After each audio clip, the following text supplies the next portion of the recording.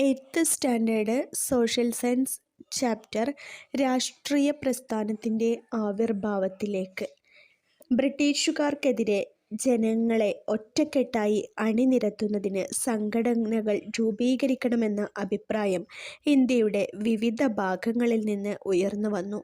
ഇതിൻ്റെ ഫലമായി 19-ാം നൂറ്റാണ്ടിൻ്റെ രണ്ടാം പകുതിയിൽ പുതിയ രാഷ്ട്രീയ പ്രസ്ഥാനങ്ങൾ രൂപപ്പെട്ടു. ആദ്യകാല രാഷ്ട്രീയ പ്രസ്ഥാനങ്ങളാണ് ഇന്ത്യൻ അസോസിയേഷൻ. ഇന്ത്യൻ അസോസിയേഷന് സുരേന്ദ്രനാഥ ബാനർജിയും ആനന്ദമോഹൻ ബോസും നേതൃത്വം നൽകി. കൽക്കട്ടയായിരുന്നു പ്രവർത്തന കേന്ദ്രം. മദ്രാസ് മഹാജനസഭയുടെ പ്രവർത്തന കേന്ദ്രം മദ്രാസായിരുന്നു.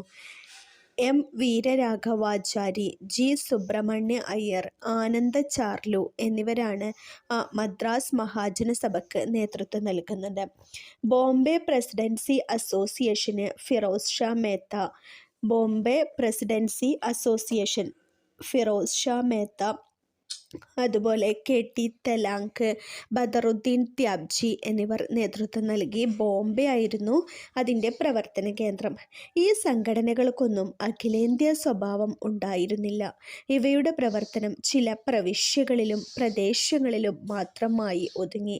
ധനികരുടെയും മധ്യവർഗത്തിൻ്റെയും നേതൃത്വത്തിലുള്ള ഇത്തരം സംഘടനകൾ ബഹുജനങ്ങളെ രാഷ്ട്രീയമായി ബോധവൽക്കരിക്കാൻ സാധിച്ചില്ല.